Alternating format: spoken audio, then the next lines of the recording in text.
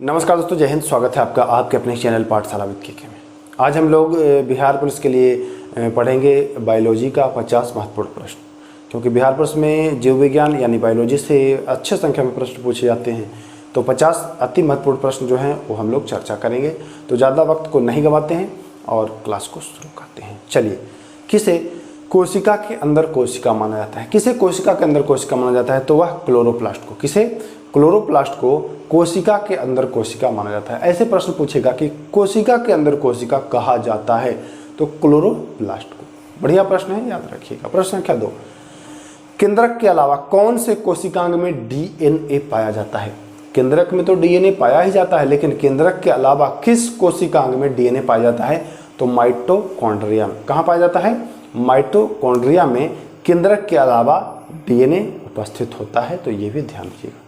DNA की जो संरचना होती है वो द्विकुंडली होती है, ये भी ध्यान देना है। डीएनए द्विकुंडली संरचना होती है। चलिए, 3 नंबर प्रश्न, रिक्तिकाओं का आकार बड़ा होता है। तो रिक्तिका जो होती है उसका आकार जंतु कोशिका से बड़ा होता है पादप कोशिका में। किसमें? जंतु कोशिका में छोटा और पादप कोशिका में बड़ा रिक्तिका होता है। तो ये भी आपको ध्यान देना है। चलिए, 4 नंबर प्रश्न, बायोलॉजी शब्द का प्रयोग सर्वप्रथम किसने किया था? तो सन 1801 ईस्वी में लेमार्क और ट्रेविरेनस ने किया था। ध्यान रखिएगा, 1801 में बायोलॉजी शब्द का सर्वप्रथम प्रयोग लेमार्क तथा ट्रेविरेनस ने किया था। फादर ऑफ जूलॉजी, जी हाँ, जूलॉजी के पिता किसे कहा जाता है? जूलॉजी यानी जंतु विज्ञान। जंतु विज्ञान के पिता किसे कहा जाता है? तो यूनानी विद्वान अरस्तु। अच्छा, फादर ऑफ बायोलॉजी भी अरस्तु, फादर ऑफ जूलॉजी भी अरस्तु। तो दोनों याद रखिएगा, जूलॉजी और बायोलॉजी, ये दोनों अरस्तु, और यह यूनानी वैज्ञानिक थे, यूनानी विद्वान थे। भारतीय पारिस्थितिक विज्ञान का जनक, भारतीय पारिस्थितिक विज्ञान, इंडियन इकोलॉजी के जनक तो रामदेव मिश्रा को कहा जाता है। अरे रामदेव बाबा को नहीं, वो वाला रामदेव बाबा नहीं, रामदेव मिश्रा ये दूसरे हैं। भारतीय पारिस्थितिकी विज्ञान के जनक है ये। जेनेटिक्स का जनक किसे कहा जाता है? जेनेटिक्स का जो जनक है वह ग्रेगर जेहान मेंडल को। जी हाँ, सही सुना आपने, जेनेटिक्स का जनक ग्रेगर जेहान मेंडल को कहा जाता है। फफूदों का अध्ययन क्या कहलाता है? फफूदों का अध्ययन जो है वह माइकोलॉजी। माइकोलॉजी, कवकों का अध्ययन भी माइकोलॉजी कहलाता है, और फफूदों का अध्ययन उसी को फफूद कहते हैं। कवक को ही फफूद कहा जाता है, ये भी ध्यान देना। कवक को ही फफूद कहा जाता है, इसलिए कवकों का अध्ययन भी माइकोलॉजी, और फफूदों का अध्ययन भी माइकोलॉजी, और शैवालों का अध्ययन फाइकोलॉजी। ये ध्यान देना है आपको। चलिए, उत्परिवर्तन का सिद्धांत का प्रतिपादन किसने किया था? उत्परिवर्तन के सिद्धांत का प्रतिपादन ह्यूगो डे ब्रिज, जी हाँ, ह्यूगो डी ब्रिज ने उत्परिवर्तन के सिद्धांत का प्रतिपादन किया था। पूछता है प्रश्न, इंपॉर्टेंट है, ध्यान रखिएगा। जीवधारियों के वर्गीकरण का अध्ययन क्या कहलाता है? जीवधारियों के वर्गीकरण का जो अध्ययन है वह टैक्सोनॉमी कहलाता है। जीवधारियों के वर्गीकरण का जो अध्ययन है बच्चों, वह क्या कहलाता है? टैक्सोनॉमी कहलाता है। एक्स बायोलॉजी किससे संबंधित है? 11 नंबर प्रश्न है, एक्स बायोलॉजी किससे संबंधित है?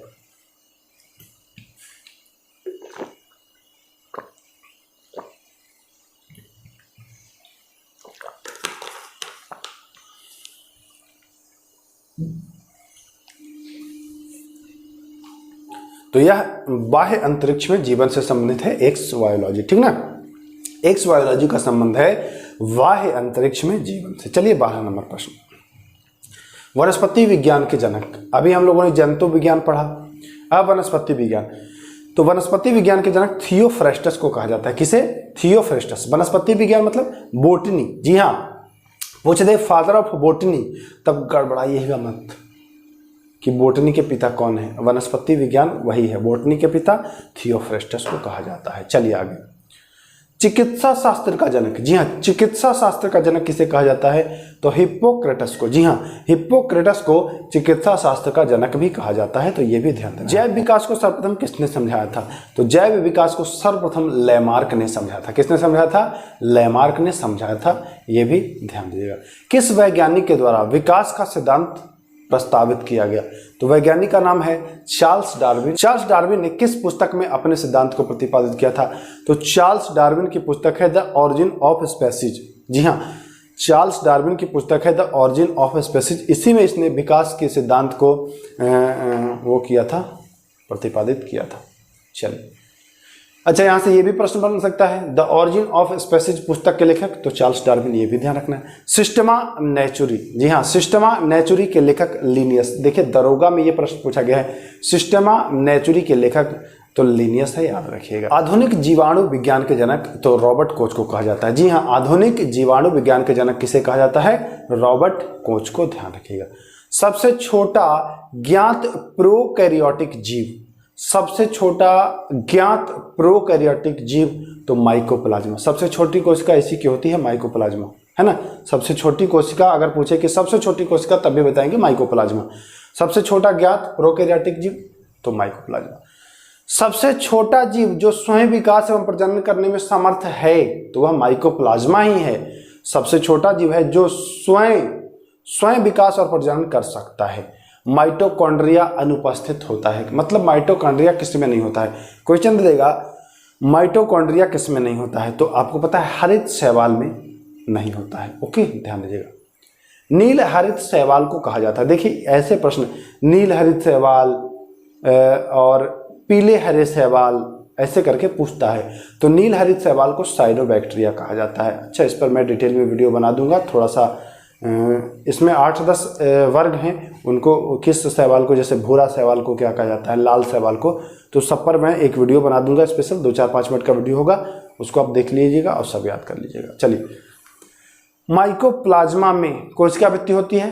नहीं, माइकोप्लाज्मा में कोशिका भित्ति नहीं होती है, लेकिन डीएनए होता है, डीएनए उपस्थित होता है, और डीएनए आपको पता है कि डबल स्टैंडर्ड का होता है, ये भी ध्यान दीजिएगा। किसे कोमल त्वचा वाला जीव भी कहा जाता है? तो माइकोप्लाज्मा को कोमल त्वचा वाला जीव भी कहा जाता है, ध्यान दीजिएगा। बढ़िया प्रश्न है, किसे कोमल त्वचा वाला जीव? तो माइकोप्लाज्मा को कहा जाता है। 25 नंबर, किसे जीवाणु, विषाणु एवं कवक के बीच की कड़ी कहा जाता है? अच्छा, एक प्रश्न हम पहले आपको बताए थे, किसे सजीव और निर्जीव के बीच की कड़ी कहा जाता है? तो वायरस को कहा जाता था। यहाँ पूछ रहा है कि जीवाणु, विषाणु और कवक। अच्छा, इसमें भी कुछ ऐसे प्रश्न हैं जो आपको कहीं ना कहीं दिखाई दिए होंगे, किसी न किसी एग्जाम में दिखाई दिए होंगे, किसी न किसी सेट में दिखाई दिए होंगे, क्योंकि सारे प्रश्न इंपॉर्टेंट हैं। तो वैसे प्रश्न घूम घूम के आपको मिलते रहेंगे, 1-2 प्रश्न मिलते रहेंगे। तो माइकोप्लाज्मा को जीवाणु, विषाणु और कवक के बीच की कड़ी कहा जाता है। अब तक खोजी गई सबसे छोटी कोशिका, तो अभी बताए कि माइकोप्लाज्मा जो है वह अब तक खोजी गई सबसे छोटी कोशिका है। प्रतिजैविकों का उत्पादन जीवाणु किस प्रकार से करते हैं? प्रतिजैविक मतलब एंटीबायोटिक। एंटीबायोटिक का उत्पादन जो होते हैं वह जीवाणु किस प्रकार से करते हैं? तो किण्वन के माध्यम से। एंटीबायोटिक अगर जीवाणु से बन रहा है तो वह किण्वन के माध्यम से तैयार होगा। ओके, कौन से जीवाणु अपमार्जक की भूमिका निभाता है? देखिए सारे प्रश्न इंपॉर्टेंट है। तो स्यूडोमोनास जो है वह अपमार्जक की भूमिका निभाता है। जी हाँ, सही सुना आपने, स्यूडोमोनास अपमार्जक की भूमिका निभाता है। स्यूडोमोनास क्या है? तो यह जीवाणु है। नाइट्रोजन स्थिरीकरण करने वाले जीवाणु, नाइट्रोजन स्थिरीकरण वाले जीवाणु तो राइजोबियम, यह दलहनी पादपों की जड़ों में होता है, लेग्यूम पौधों के जड़ों में होता है, यह नाइट्रोजन स्थिरीकरण में सहायक होता है। ठीक ना, तो ये चीज ध्यान दीजिएगा, राइजोबियम। दूध को दही में परिवर्तित करने वाला जीवाणु, दूध से दही में बदल देता है। अभी हमने पिछले क्लास में देखा था कि दूध से दही में बदल देता है कौन? तो लैक्टोबैसिलस, लैक्टिक अम्ल होता है जो दूध को दही में तब्दील कर देता है। विनाइट्रीकरण वाले जीवाणु, तो विनाइट्री, अभी हमने नाइट्रोजनीकरण वाला सुना, अभी विनाइट्री, तो विनाइट्रीकरण वाले जीवाणु है थायोबैसिलस और माइकोबैसिलस। अभी नाइट्रोजनीकरण वाले जीवाणु राइजोबियम देखा ना। अब विनाइट्रीकरण तो यह थायोबैसिलस और माइक्रोबैसिलस है, ध्यान दीजिएगा, बहुत इंपॉर्टेंट है ये, एकदम स्टार कर लीजिए इस प्रश्न को, स्क्रीनशॉट भी ले लीजिए और इसको रट डालिए। विनाइट्रीकरण और नाइट्रोजनीकरण, विनाइट्रीकरण ज्यादा हो गया है इंपॉर्टेंट। किसका प्रयोग प्रदूषण सूचक के रूप में किया जाता है? तो लाइकेन, जी हाँ, लाइकेन का प्रयोग। अच्छा, कहीं कहीं लीचेन भी मिलेगा, लीचेन भी लिखा हुआ मिलेगा, तो ये मत सोचिएगा कि लीचेन नहीं होगा, उसी को लाइकेन को ही लीचेन कह दिया जा रहा है। तो लाइकेन जो है वह प्रदूषण सूचक के रूप में काम करता है। कैसे कार्य करता है? तो जहां ज्यादा प्रदूषण होता है वहां ही उगता ही नहीं है, उपजेगा ही नहीं, मतलब निकलेगा ही नहीं। तो गंदे इलाकों में ये नहीं उगता है, तो समझा जाता है कि यहाँ प्रदूषण अधिक है, तो इसीलिए इसे प्राकृतिक प्रदूषण सूचक भी कहा जाता है। ज्वार के उपचार में किस शैवाल का प्रयोग किया जाता है? ज्वार जब होता है तो उसके इलाज के लिए एक शैवाल का प्रयोग किया जाता है, उस शैवाल का नाम है क्लेडोनिया। क्या नाम है? क्लेडोनिया। शैवाल किसके अंतर्गत आते हैं, किस श्रेणी में आते हैं? तो जो शैवाल होते हैं वह थैलोफाइटा के अंतर्गत आते हैं। शैवाल थैलोफाइटा के अंतर्गत आते हैं। क्या कैसे याद रखना? देखिए याद भी कर लीजिएगा। शैवाल, शैवाल में शय है और थैलोफाइटा में थै है, तो शय थै ऐसे याद रखिएगा। अभी आपसे दे देगा ऑप्शन शैवाल आता है अंतर्गत, थैलोफाइटा, ब्रायोफाइटा ऐसे करके, तो याद रखिएगा शैवाल थैलोफाइटा। बर्फ पर उगने वाले शैवाल को क्या कहा जाता है? तो जो बर्फ पर शैवाल उगता है उसको क्रिप्टोफाइट्स कहते हैं। क्रिप्टोफाइट्स कहते हैं बर्फ पर जो शैवाल उगता है उसको, ओके। और जो चट्टान पर उगता है उसको, तो चट्टान पर जो उगेगा उसे लिथोफाइट्स। अच्छा, बर्फ और चट्टान, बर्फ में क्रिप्टोफाइट्स और चट्टान में लिथोफाइट्स, याद रखिएगा, दोनों इंपॉर्टेंट है।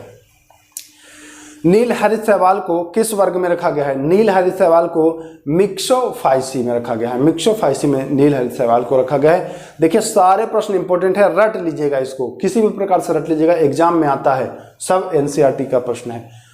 सुनहरे शैवाल को किस ग्रुप में रखा गया है? तो क्राइसोफाइसी में। देखिए नीले शैवाल को, तो नीले शैवाल को मिक्सोफाइसी और सुनहरे शैवाल को क्राइसोफाइसी, और हरे शैवाल को क्लोरोफाइसी के अंतर्गत रखा गया है, तो ये भी ध्यान दीजिएगा।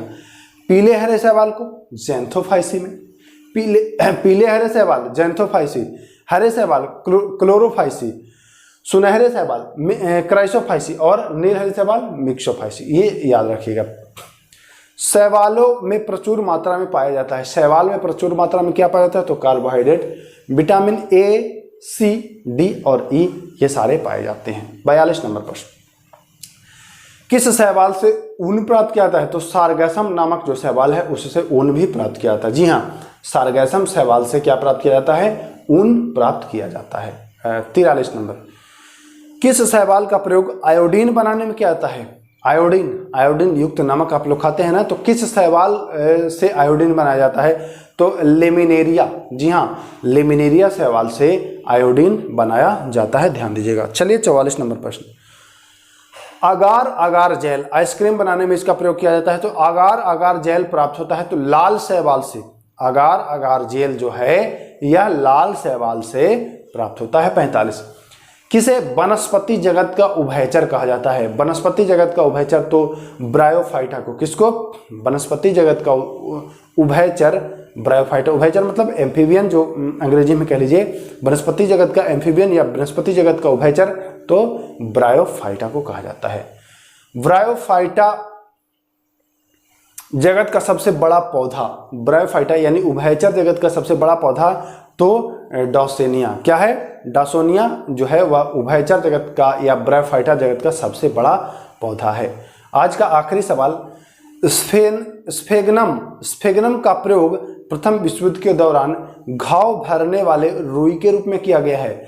स्फेगनम का प्रयोग जब प्रथम विश्व युद्ध हुआ था तो उस समय घाव भरने वाले रुई के रूप में किया गया था। स्फेगनम किस जगत के अंतर्गत आता है? तो ये भी ब्रायोफाइटा के अंतर्गत ही आता है, जो उभयचर जगत का ही है ये भी। तो स्फेगनम जो है वह प्रथम, अच्छा ऐसे पूछ सकता है कि प्रथम विश्व युद्ध के दौरान घाव भरने के लिए किस रुई का प्रयोग किया जाता है? तो स्फेगनम रुई जो है वह ब्रायोफाइटा के अंतर्गत आता है, तो स्फेगनम का प्रयोग किया। तो मैं उम्मीद करता हूं दोस्तों आज का क्लास आपको बढ़िया लगा होगा, इंपॉर्टेंट है क्लास। PDF इसका आपको हमारे टेलीग्राम ग्रुप से मिल जाएगा, तो क्लास को कंटिन्यू आप एंजॉय करते रहिए और PDF प्राप्त करते रहिए। फिर मिलेंगे, नमस्कार, जय हिंद।